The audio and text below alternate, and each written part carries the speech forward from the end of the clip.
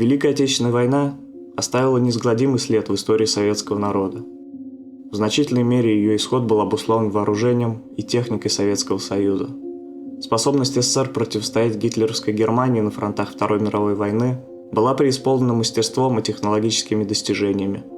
В 2019-2020 годах Банк России выпустил в обращение памятные монеты из недрагоценных металлов номиналом 25 рублей, серия «Оружие Великой Победы». Они посвящены военным конструкторам и результатам их труда. На аверсе всех монет изображено оружие и фамилия конструктора, а на реверсе герб и номинал. Тираж монет по 1 миллиону штук каждая. Всего 19 разновидностей. В этом видео я кратко расскажу про каждую из них и о том, чему она посвящена.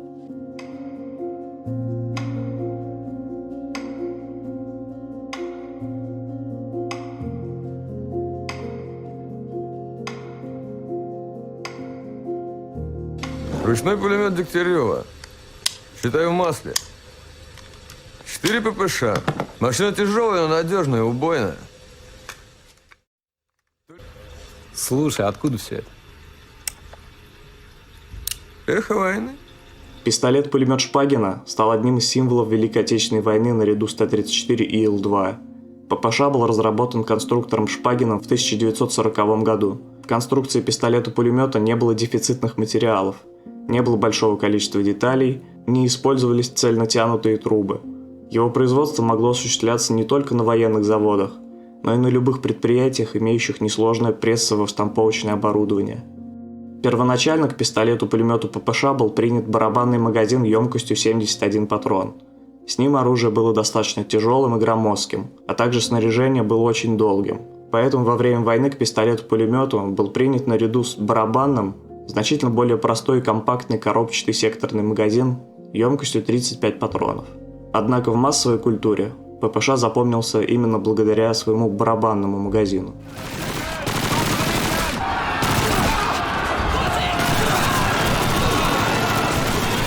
Здесь у нас защелка магазина, она откидывается вниз. Поэтому, когда вам нужно поменять магазин, вы нажимаете ее и тянете магазин вниз. Просто вставляем его таким образом. Прячем защелку магазина, и вы готовы убивать. Играем на барабанах через 3, 2, 1. Пистолет-пулемет настолько хорошо зарекомендовал себя на полях сражений, что немецкие солдаты предпочитали именно его, германским МП-40. Немцы любили ППШ-41, потому что выяснилось, что они не могут производить пистолеты-пулеметы в достаточном количестве, особенно в конце войны. Настало время арбузов.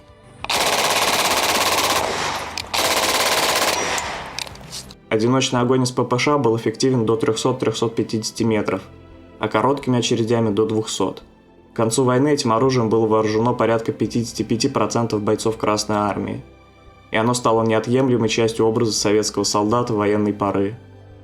К середине 60-х годов ППШ был снят с вооружения советской армии и постепенно заменен автоматом Калашникова. На вооружении подразделений военизированной охраны МВД и ряда стран СНГ состоит до сих пор. Также в послевоенный период ППШ в огромных количествах поставлялся в дружественные СССР страны. Длительное время состоял на вооружении армий различных государств, использовался нерегулярными формированиями на протяжении 20 века и применялся в вооруженных конфликтах по всему миру. На данный момент пистолет-пулемет Шпагина продается гражданским лицам как охотничий карабин для любительской стрельбы с незначительными доработками. В ходе конфликта на востоке Украины ППШ ограниченно использовались народным ополчением Донбасса, преимущественно в городских боях. Все это в ящиках лежит, абсолютно пригодное к употреблению. Пулеметы, ППШ, ППС, Максимы.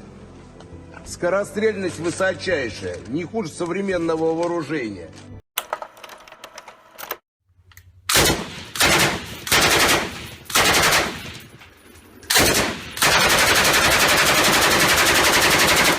Для выпуска 7,62 пулемета Горюнова СГ-43 на Ковровском заводе в течение 2,5 месяцев построили корпус И. В октябре 1943 года на фронт отправили первые пулеметы. Всего завод номер 2 до конца войны выпустит 28 тысяч пулеметов Горюнова. В 1944 году производство СГ-43 освоили в Златоусте, параллельно с пулеметами «Максим». Хотя производство СГ-43 было значительно меньшим, в последний период Великой Отечественной войны он наравне с «Максимум» участвовал в боях. СГ-43 оснащался тяжелым сменным стволом, ствол необходимо было менять через каждые 500 выстрелов. Для замены требовалось до 8 секунд. В комплект входило 2 запасных ствола. Масса готового полностью снаряженного пулемета на станке была на 25 кг меньше, чем у пулемета «Максимум», при почти одинаковой кучности стрельбы на дальностях до 1000 метров. СГ-43 являлся вполне современным станковым пулеметом и был примером удачного сочетания известных решений и оригинального конструктивного оформления узлов, эксплуатационной и технологической простоты и хороших боевых качеств.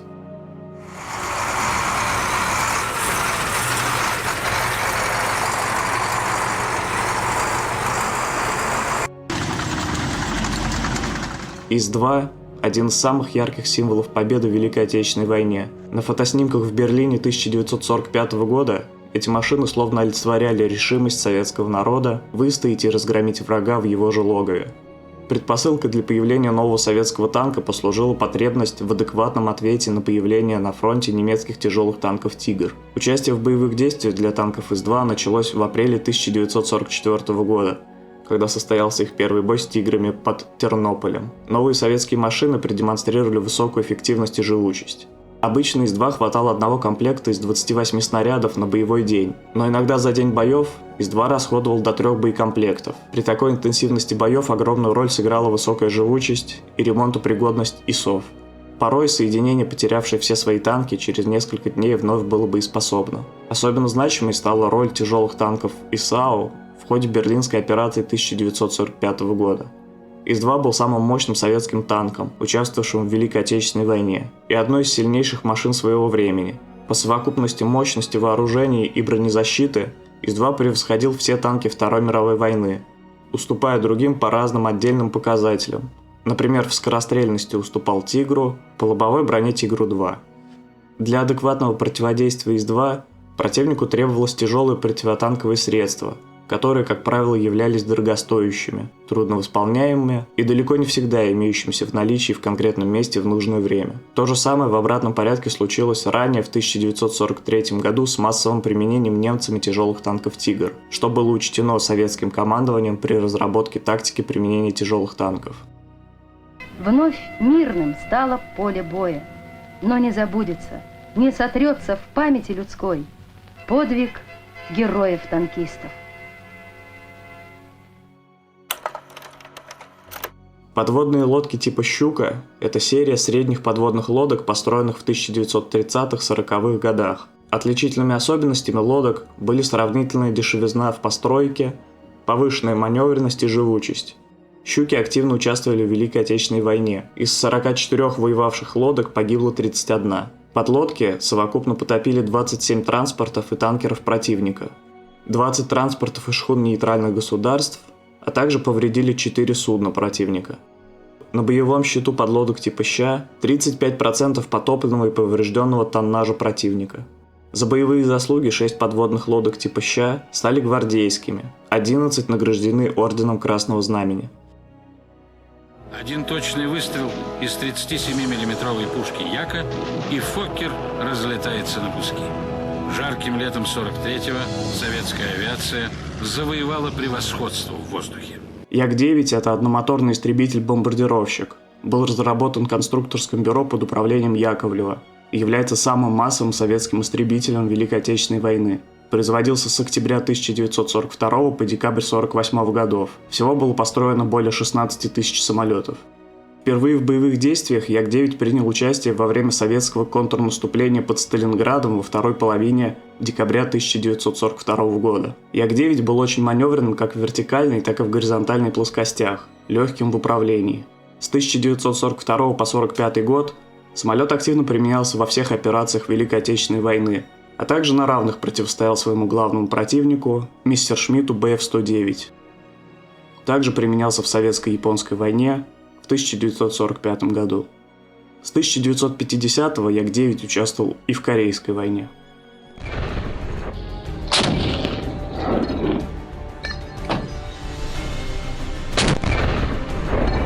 Противотанковое ружье Симонова принято на вооружение рабоче-крестьянской Красной Армии 29 декабря 1941 года. ПТРС предназначалось для борьбы со средними и легкими танками, а также бронемашинами на дистанции до 500 метров. Также ружья применялись для ведения огня по дотам и дзотам и огневым точкам, прикрытыми броней, с дистанции до 800 метров. Кроме того, были случаи работы по самолетам с дистанции до 500 метров. Во время войны экземпляры ПТРС были захвачены противниками и использовались впоследствии войсками нацистской Германии и их союзниками. Это упрощенное оружие производилось в разгар войны и для войны. Никто и не рассчитывал на то, что его будут использовать долгие годы и с большими настрелами. 500 выстрелов заметно изнашивают ствол, и характеристики начинают заметно падать. А 1000 – это уже часто становится пределом для использования такого орудия. В бою ружье мог переносить один номер расчета или оба вместе. Рукоятки для переноски крепились на стволе и прикладе. В походном положении ружье разбиралось на две части. Вес ружья с патронами составлял 22 килограмма. Для стрельбы ПТРС предназначался 14,5 мм зажигательные патроны. При попадании в уязвимое место они поджигали любые танки. Предельная дальность стрельбы из самозарядного ружья 1500 метров, а скорострельность 15 выстрелов в минуту. Лучшие результаты стрельбы достигаются на дистанции 300-400 метров и ближе. В ряде стран ПТРС используются и в наши дни.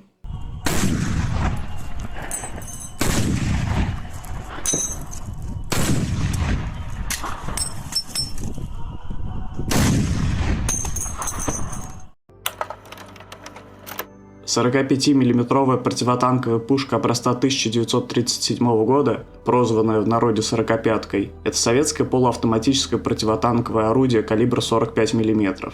Оно использовалось на первом этапе Великой Отечественной войны. Пушка предназначалась для борьбы с танками, самоходками и бронемашинами противника. Для своего времени ее бронепробиваемость была вполне адекватной, но в связи с развитием техники противника в ходе Второй мировой войны бронепробиваемости стало недостаточно, и орудие было заменено в 1942 году на более мощную пушку М-42 того же калибра. Однако в руках опытных и тактически умелых командиров это орудие представляло серьезную угрозу для вражеской бронетехники. Положительными его качествами была высокая мобильность и легкость маскировки. Благодаря этому 45-мм пушки использовались даже партизанскими отрядами. Окончательно пушка была снята с вооружения в 1943 году. За 6 лет промышленность СССР изготовила 37 354 таких орудия. До наших дней их дошло немало. Большей частью они находятся в музеях, некоторые принимают участие в почетных мероприятиях. Торпедные катера типа Д-3 – это вид торпедных катеров, предназначенных для ведения торпедных атак не только в стесненных прибрежных районах, но и в ближней морской зоне. Они были спроектированы перед началом Великой Отечественной войны как катера дальнего действия под руководством конструктора Леонида Ермаша. Активно применялись в ходе Великой Отечественной войны в операциях по высадке десанта. Всего было построено 73 катера.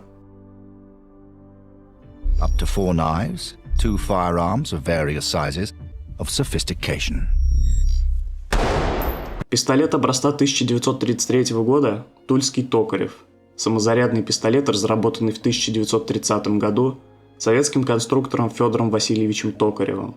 Первый самозарядный пистолет советской разработки, принятый на вооружение СССР.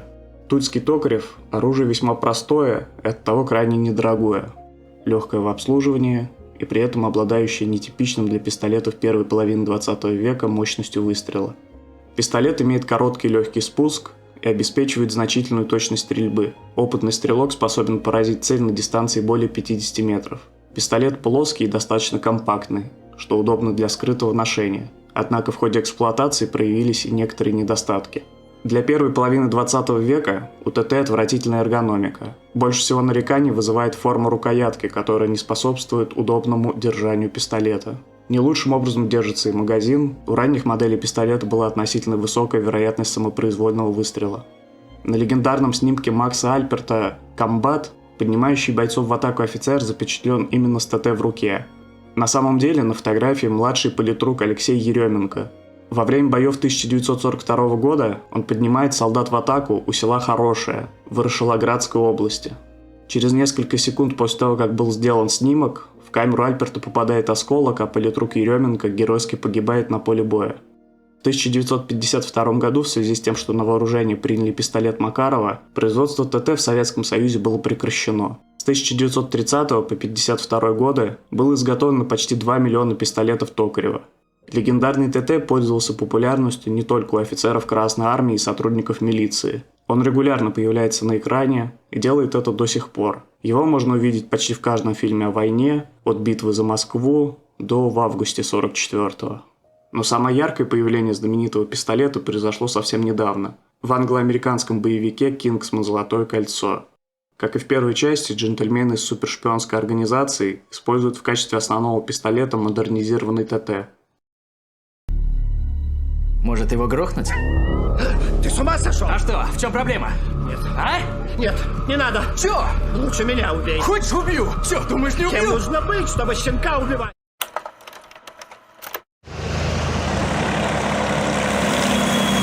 Ил-2 – это штурмовик, созданный АКБ-240 под руководством авиаконструктора Сергея Ильюшина. Самый массовый боевой самолет в истории авиации. Было выпущено более 36 тысяч штук. Серийное производство началось в феврале 1941 года. Ил-2 принимал участие в боях на всех театрах военных действий Великой Отечественной войны, а также в Советско-японской войне. Ил-2 нес от 400 до 600 килограммов бомб и 8 реактивных снарядов на внешней подвеске. Наряду с традиционной работой по наземным объектам и целям, вражеским аэродромам, позициям войск и зенитной артиллерии, а также портам и береговым укреплениям, штурмовая авиация результативно атаковала и надводные цели, применяя топмачтовое бомбометание. Самолет был маломобильным, но крайне мощным и живучим. Советские конструкторы называли самолет летающим танком. По утверждению некоторых советских авторов, солдаты вермахта называли его «черная смерть».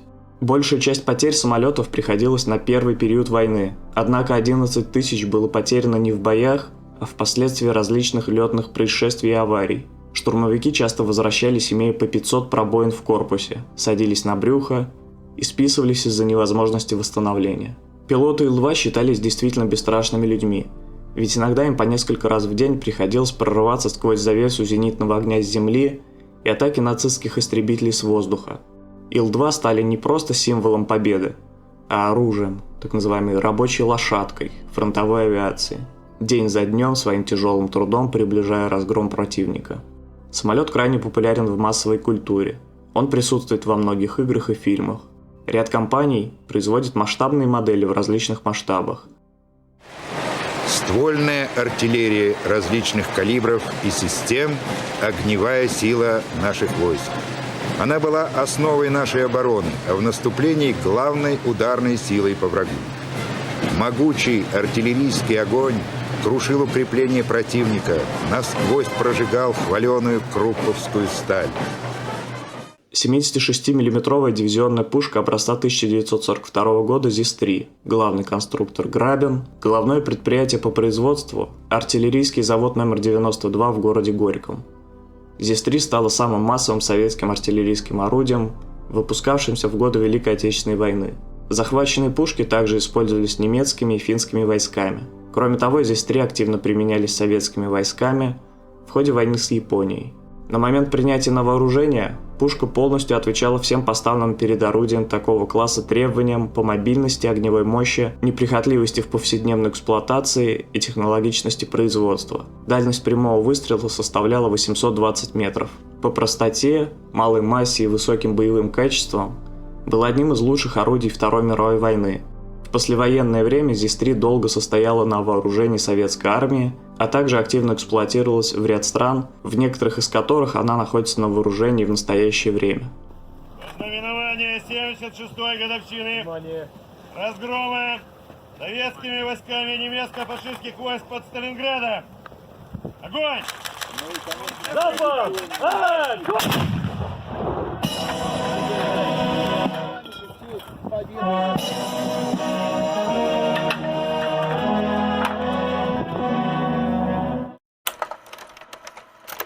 Со стороны исторического музея начали движение по Красной площади механизированные колонны. В их рядах боевая техника времен Великой Отечественной войны.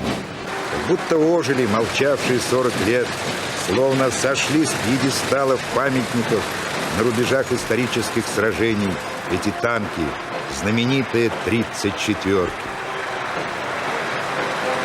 Т-34 были лучшими танками Второй мировой войны. Средний танк Т-34 – самый массовый танк Второй мировой войны и послевоенного периода. Был разработан конструкторским бюро танкового отдела Харьковского завода номер 183. Главный конструктор танка – Михаил Кошкин. Успешность проекта была предопределена применением новейшего высокоэкономного дизельного мотора В2, благодаря которому среднегабаритный Т-34 унаследовал от легкобронированных БТ высокую скорость и мощность.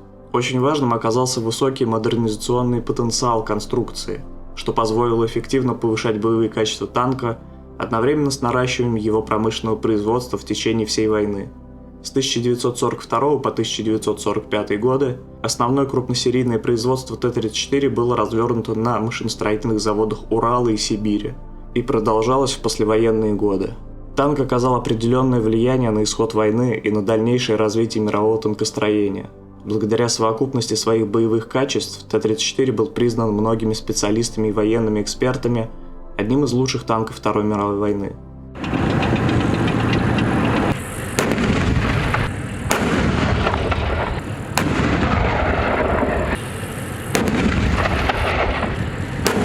При его создании советским конструкторам удалось найти оптимальное соотношение между основными боевыми, тактическими, защитными, эксплуатационными, ходовыми и технологическими характеристиками. Танк Т-34 является самым известным советским танком и одним из самых узнаваемых символов Второй мировой войны. Кроме того, 30 танков Т-34 до сих пор стоят на вооружении Вооруженных сил России и используются на парадах и съемках фильмов. Стальная мощь, легенда Второй мировой войны и один из самых узнаваемых танков в мире – Т-34-85. Так, под звуки военного марша и восторженные крики собравшихся на Муромском железнодорожном вокзале последний раз встречали победителей Великой Отечественной, защитников Родины. Сегодня полуторачасовую остановку здесь совершил железнодорожный воинский эшелон с 30 экземплярами боевой машины. 30 экземпляров возвращены лаосской армией по договоренности с министром обороны России Сергеем Шойгу, а еще в прошлом году стояли на вооружении Лаоса. Средний танк Т-34-85 образца 1944 года. Самый частый и знаменитый участник почти всех советских фильмов о войне. На Красной площади парадные расчеты механизированной колонны. Она включает исторические и современные образцы боевой техники, стоящие на вооружении российской армии. Открывает прохождение техники лучший средний танк Великой Отечественной войны и самый массовый танк Красной армии Т-34 под боевым знаменем первой гвардейской краснознаменной танковой армии. За годы войны было выпущено свыше 35 тысяч 34-ок.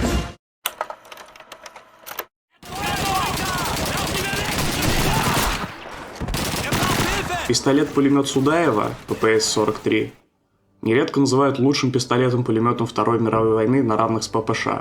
ППС производился и испытывался на Ленинградском фронте в условиях блокады, что означало ограничение ресурсов на его производство. Более того, простота конструкции позволяла изготавливать ППС малоквалифицированными рабочими, женщинами, детьми, вставшим к заводским станкам. К минусам простейшей конструкции ППС относилось то, что он не мог вести огонь одиночными выстрелами, хотя некоторые опытные бойцы могли отсекать по 1-3 патрона. Режима одинокого, в смысле одиночного огня, тут просто не существует. То есть одиночным можно, да, Джастин насобачился, у него получалось, но он говорит, приноровиться надо. Патрон 7,62 на 25 от ТТ бил до 800 метров. Эффективная дальность стрельбы с ППС составляла до 300 метров. Несмотря на дешевизну и простоту производства, пистолет-пулемет был очень удобен в использовании и надежен. С 1943 года он стал все чаще встречаться на фронтах Великой Отечественной войны. Существенно нарастив производство ручного автоматического оружия, Красная армия обеспечила себе преимущество на втором этапе войны. ППШ было произведено свыше 6 миллионов штук, а ППС – 500 000. Тем не менее, многие красноармейцы даже в непрофильных пехотных или штурмовых частях предпочитали более легкие и удобные ППС. Они офигенные, простые настолько, что даже не смешно. Оружие легонькое, управляется хорошо, использовали его, насколько я читал, на флоте. Или вот танкисты, ну все такое, потому что оно компактное. Легко при себе носить. В нашей армии ППС простоял на вооружении до 50-х годов. Затем его заменил автомат Калашникова. В 90-е годы им вооружалась украинская милиция. Даже спустя 80 лет он все еще используется в боевых действиях, в том числе на востоке Украины.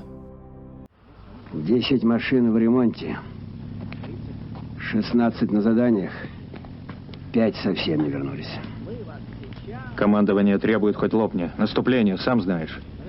Вы меня как невесту уговариваете, батя. Опять лететь, что ли?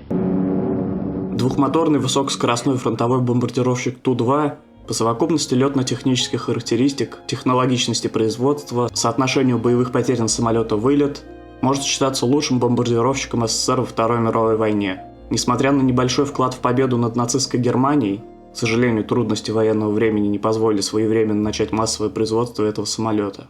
Массовая постройка и поступление самолета в войска началась весной 1944 года. К началу 1945-го на фронте имелось 279 самолетов.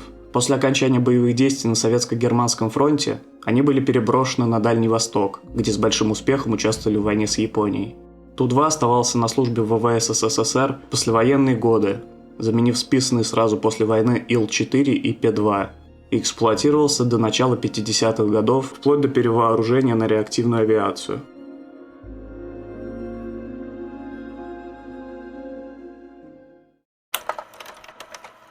Легкие крейсера типа Киров – серия советских артиллерийских крейсеров проекта 26, построены на основе модернизированного проекта итальянских легких крейсеров типа Раймондо Монтекукколи. Крейсера проекта 26 стали первыми крупными кораблями, построенными в Советском Союзе, и явились родоначальниками новой группы крейсеров, вошедших в строй в послевоенные годы. Корабли серии соответствовали по водоизмещению легким крейсерам других стран. Однако, имея сильное артиллерийское вооружение, крейсера проекта 26 по нормативам международных морских договоров 1930-х годов могли быть отнесены к подтипу тяжелых крейсеров. Также эти корабли обладали развитыми средствами автоматизации управления огнем, мощными артиллерийскими установками, высокой скоростью, эффективными средствами борьбы за живучесть и отличной дальностью стрельбы. Два построенных в серии корабля вошли в состав Балтийского и Черноморского флотов СССР в качестве флагманов и принимали активное участие в Советско-финской и Второй мировой войнах. За отличное выполнение боевых заданий командования, мужество и героизм личного состава во время Великой Отечественной войны корабли были награждены орденами Красного Знамени. После окончания боевых действий они продолжили службу в ВМФ СССР до середины 70-х годов.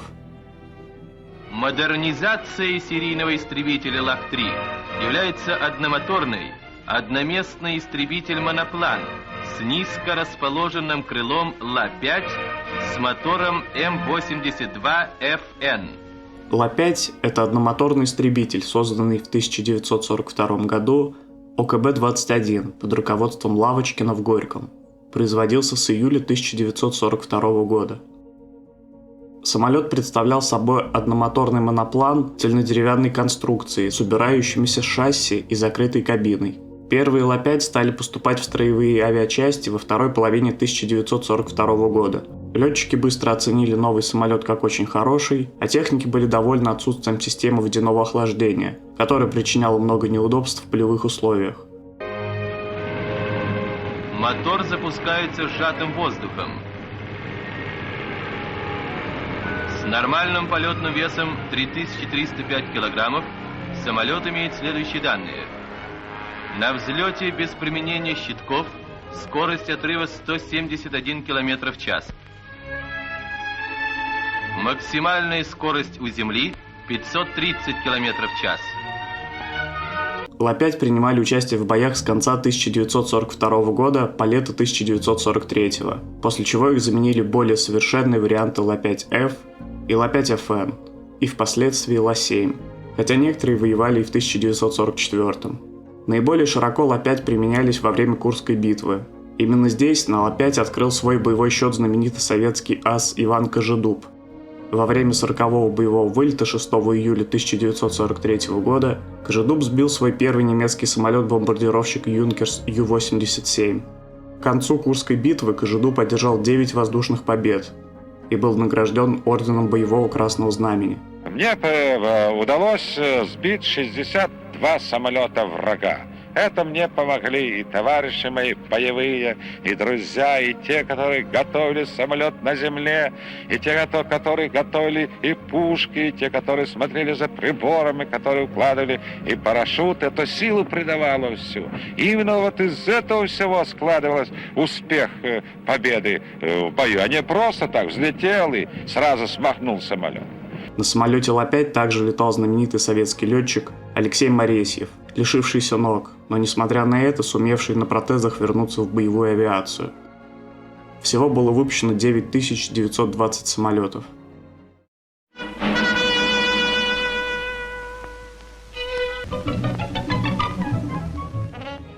У-2, прозванный в народе кукурузником, это многоцелевой биплан, созданный в 1927 году под руководством Поликарпова, один из самых массовых самолетов в мире.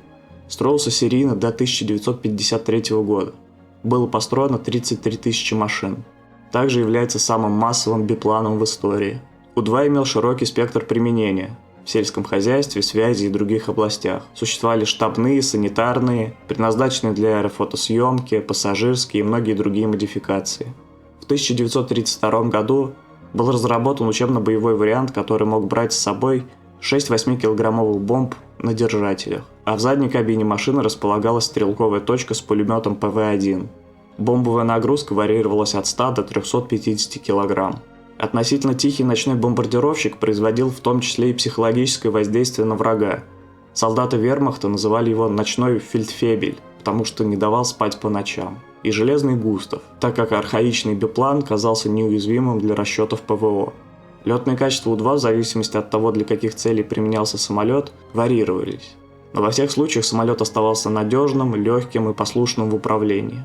Осенью 1941 года в ВВС СССР было начато формирование авиационных частей, укомплектованных женщинами. Один из женских авиаполков имел на вооружении самолеты У-2.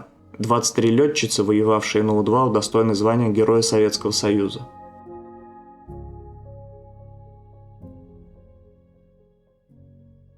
«122-мм гаубица образца 1938 года М-30 серийно выпускалась с 1939 по 1955 годы.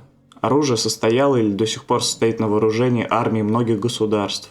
Использовалось практически во всех значимых войнах и вооруженных конфликтах середины и конца 20 века. Этим орудием были вооружены первые советские крупносерийные самоходные артиллерийские установки Великой Отечественной войны Су-122. По мнению многих артиллерийских экспертов, М-30 входит в число лучших конструкций советской ствольной артиллерии середины 20 века. Оснащение артиллерии рабоче-крестьянской Красной армии гаубицами М-30 сыграло большую роль в разгроме нацистской Германии в Великой Отечественной войне. Орудие использовалось для стрельбы с закрытых позиций по окопанной и открыто расположенной живой силе противника. Ее с успехом применяли также для разрушения вражеских полевых фортификационных сооружений, траншеи, блиндажей, дзотов. Заградительный огонь батареи М-30 осколочно-фугасными снарядами представлял угрозу и для бронетехники противника. Даже в 21 веке гаубицы продолжают применяться в реальных боевых действиях. В частности, сирийские правительственные войска применяли их в ходе гражданской войны в Сирии. Пикирующий бомбардировщик П-2 в годы Великой Отечественной войны был не только самым массовым пикирующим, но и вообще самым многочисленным бомбардировщиком в советских ВВС. Всего за 5 лет отечественная авиапромышленность собрала 11 247 пешек всех модификаций. Помимо основной бомбардировочной версии, самолет существовал также в ипостаси тяжелого истребителя, ночного истребителя-перехватчика, разведчика, тяжелого штурмовика, учебной машины и даже самолета с реактивным двигателем.